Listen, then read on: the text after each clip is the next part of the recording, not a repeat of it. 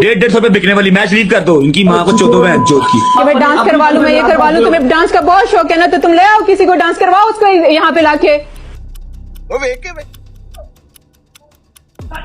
ये है जी भाई हमारी ज़ैनब की लुक पटियाला मुटियार की लगनी पई है। मैंने पहन लिया।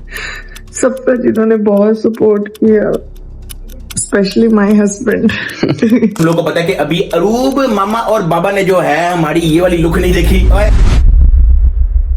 व्लॉगिंग इंडस्ट्री में सबसे पहले नाम रजब भट्ट का आता है, जो कि यंग जनरेशन को काफी ज्यादा इन्फ्लुएंस करता है। सक्सेस के बाद रजब भट्ट ने हर वही काम किया जो इसको नहीं करना चाहिए था। हर क्रिएटर को एक बात जरूर समझनी चाहिए कि आपकी जितनी ज्यादा ऑडियंस बढ़ती है, आपकी उतनी ज्यादा रिस्पॉन्सिबिलिटी बढ़ती है। लेकिन अफसोस के साथ कहना पड़ता है कि हमारी पाकिस्तान यूट्यूबर इस चीज की लाइल्मी की वजह से उन सारी गलतियों का शिकार होते हैं जो कि आमतौर पर उनको नहीं करना चाहिए। यूट्यूब पर व्लॉगिंग के साथ साथ रजब भट्ट टिकटॉक पर भी लाइव आता है। अगर आप टिकटॉक लाइव के एल्गोरिथम को समझने की कोशिश करो तो इसका एल्गोरिथम काफी सिंपल है। अगर आपने ज्यादा से ज्यादा व्यूवरशिप मेंटेन करनी है तो आपने लाइव मैचेस में एक चीज जरूर करनी है, दूसरों को बहनों को गाली देनी है।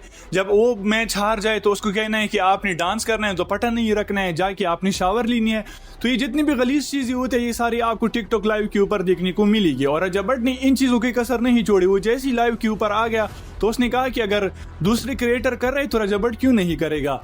और उसने ये सारी की सारी चीजें परफॉर्म की जो कि काफी ज्यादा नेगेटिव इंपैक्ट सोसाइटी के ऊपर करती है, क्योंकि इस क्रिएटर को काफी ज्यादा लोग फॉलो करते हैं और ऐसे काफी ज्यादा इन्फ्लुएंस भी होते हैं। तो आपको रिस्पॉन्सिबल बनना चाहिए अगर आप टिकटॉक के ऊपर लाइव भी आते हो। लेकिन रजब भट्ट ने इस तरह बिल्कुल भी नहीं किया और वो इन सारी गलीज चीजों का भी शिकार हो गया। अब टिकटॉक लाइव पर इतनी ज्यादा गलीज हरकतें करने का मतलब सिंपल है कि वहां पर गिफ्टर आए, आपको ज्यादा से ज्यादा गिफ्टिंग करे। क्योंकि अगर आप यूट्यूब से एक महीने में $2000 कमा रहे हो फॉर एग्जाम्पल, तो आप लाइव के ऊपर 2-3 दिन में कमा सकते हो।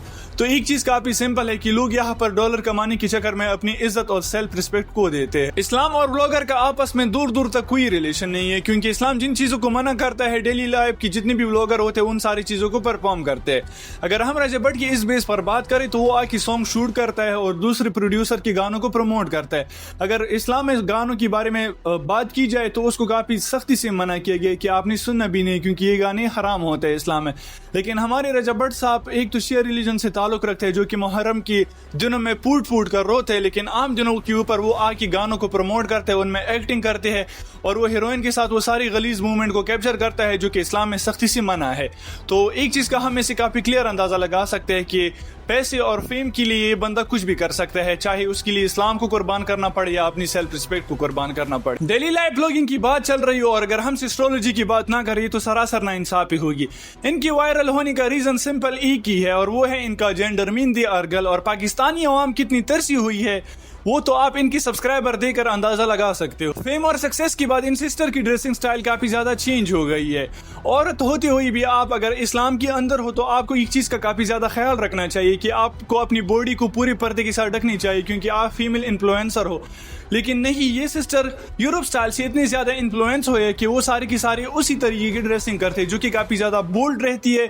और इनकी व्लॉग्स में मोस्टली मेल ऑडियंस को अट्रैक्ट करने के लिए काफी सिंपल ट्रिक होती है और इसी वजह से इनकी व्लॉग्स पर मोस्टली व्यूज आते हैं। प्रेगनेंसी पाकिस्तानी कल्चर में काफी सेंसिटिव टॉपिक है और इन ब्लॉगर्स ने उस चीज को भी नहीं छोड़ा। जब इकरा कंवल की डिलीवरी हो रही थी तो हॉस्पिटल में इन लोगों ने प्रॉपर व्लॉग शूट किया।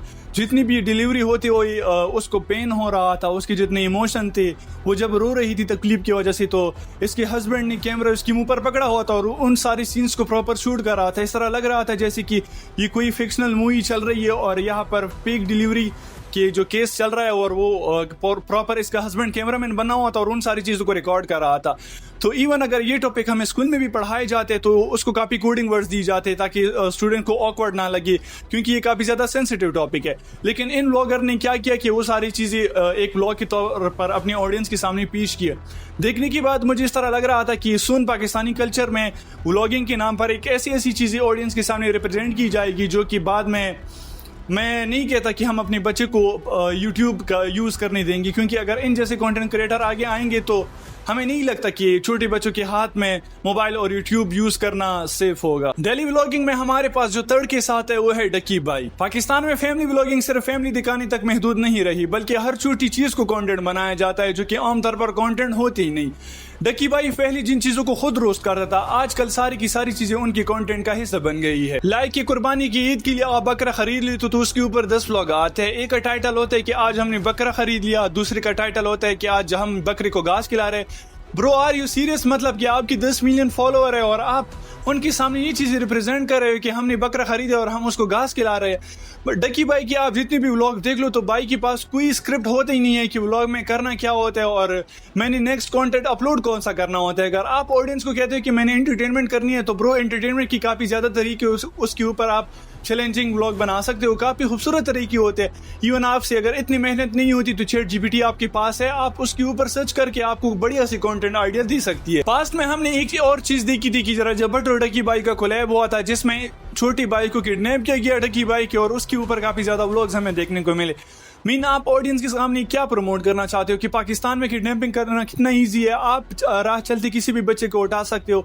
आपको देखने वाली मोस्टली जितनी भी ऑडियंस होते हैं वो 15 to 18 या 20 ईयर्स की होती है, तो आप उनके सामने ये चीज़ें रिप्रेजेंट कर सकते हो कि मतलब अगर आपके पास कंटेंट की कोई स्ट्रेटजी नहीं है तो राह चलती किसी भी अपने दोस्त को गाड़ी में डालो और उसको किडनैप करो। आप पाकिस्तानी कल्चर में ये सारी चीज़ें इतने आम कर रहे हो, अगर कल की ये चीज़ें कोई और कर लेगा तो उससे लोगों को कितनी दिक्कत आ सकती है, कितनी मुश्किलात आ सकती है, आप लोगों को इस चीज़ का अंदाज़ा भी नहीं है।